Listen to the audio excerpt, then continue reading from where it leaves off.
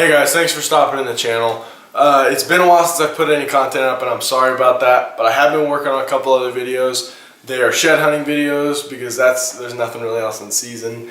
So I didn't want to just put a whole bunch of shooting videos up. So we got 2 shed hunting videos on the way. But today what we're doing is we're going to go over my hunting checklist and stuff that I plan to do in the future. Well, really it's the only thing I'm talking about is a turkey hunt, because I'm going over one of my turkey broadheads and what I'm going to do and set that up for turkey season. But either way, let's get to the video. Okay guys, so the first thing that we're going to go over is my deer hunting broadheads. Which really both these are deer hunting broadheads. The only difference is this is a mechanical and the other one's a fixed blade. I'm not going to get into that just yet though. This is a Swacker 2-blade broadhead, and don't worry, I know I'm touching the blades on these. They're dull. I've shot them several times.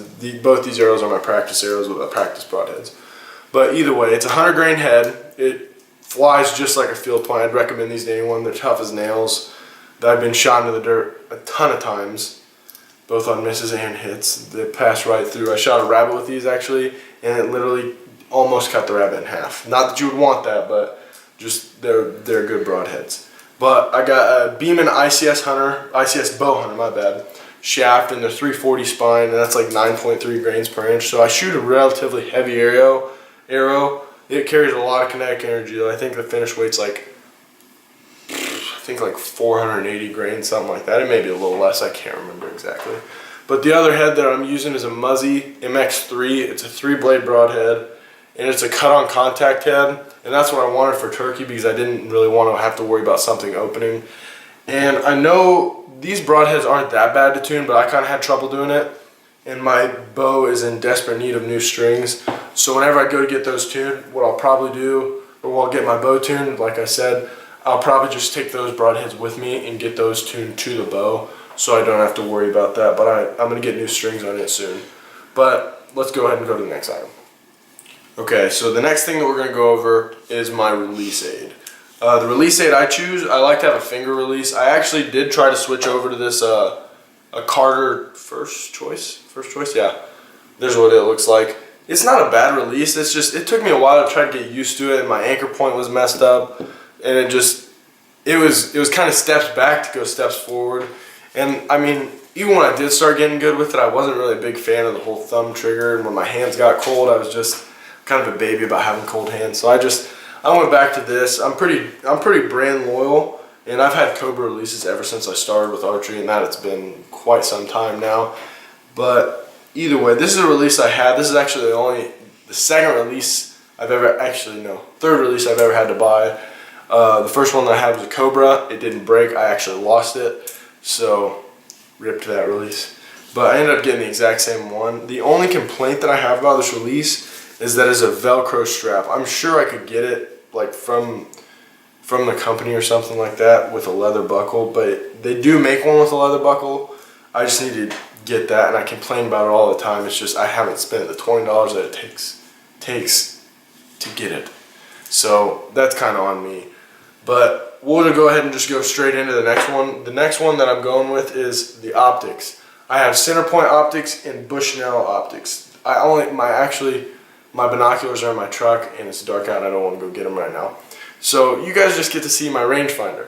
And you've seen it before, and I can't remember if you've seen my binoculars before. But either way, it's a Bushnell Truth. I have nothing against a rangefinder. I was kind of ticked that this broke, but it is what it is. I've had the rangefinder for like 3 or 4 years, so I mean, it's serving me well. If that's the only thing that's happened to it, I think I've had to replace the batteries on it twice, so the battery life's pretty good too. So I don't really have much to complain about, but it is what it is.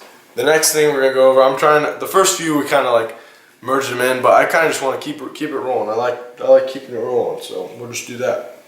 The next one is a knife. I actually just got this knife, and I actually can't wait. I've only used it skinning a rabbit, and I actually can't wait to use it on something else. I think it's a great idea, and I know you guys, if you're watching this and you're an outdoors person and you hunt and stuff, I know you've either seen Havalon knives like this or the Outdoor Edge knives, but that's what this is. I got it as a gift.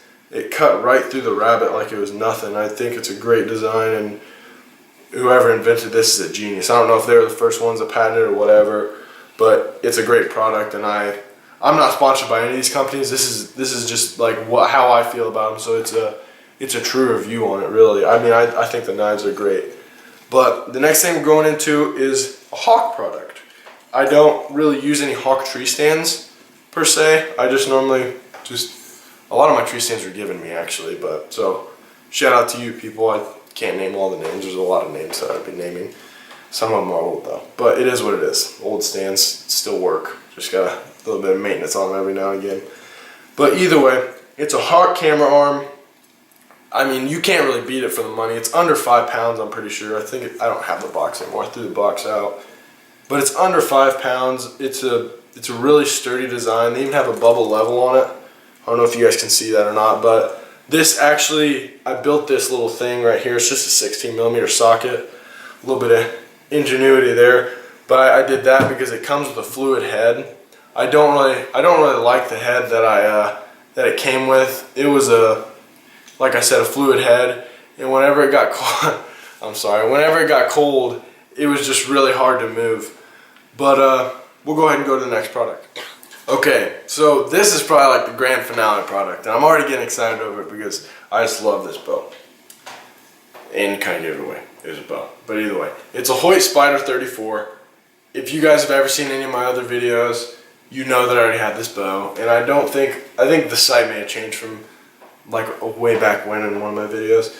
But either way, I've had this kind of stabilizer for a while, and this sight I actually just got last year, I think. But it's a single pin sight. It's a slider sight. I really like it. I have nothing against it. I mean, I think it's great. It's kind of difficult sometimes whenever you're in a hurry, like when you're hunting, you're in a hurry, but I try to film my hunts, so I try not to have rush shots anyways. It's kind of a little bit of a missed opportunity, but it is what it is, trying to get footage in and harvest an animal at the same time. But it's a great bow. I said earlier in the video I'm in desperate need of strings. The serving started to come out there, so I had to reserve that in a little bit. It kind of looks trashy, but I might get new strings before next deer season, hopefully before turkey season if I can find the time. But the stabilizer is Trophy Ridge stabilizer. It's a static stabilizer, the 9-inch one. And then this sight, I'm sorry. This sight is a Trophy Ridge sight. It's a single pin slider sight, like I said. This is a Trophy Ridge clutch. The drop away rest, that's what it is. I shoot a drop away rest, by the way. Probably already knew that.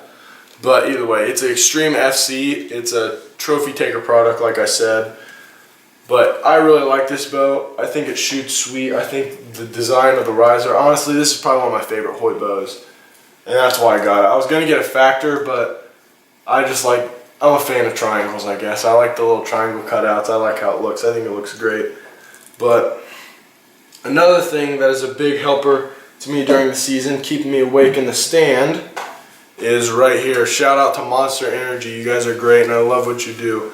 But these are my two favorite flavors. I like the 0-calorie ones. I drank those a lot during wrestling because there's no calories when you're cutting weight. Calories are kind of the enemy. Calories and carbs are kind of the enemy. So whenever I was looking for a little bit more flavor, I'd go with the low carbs. But I would say these are probably my top two. I think they taste the best.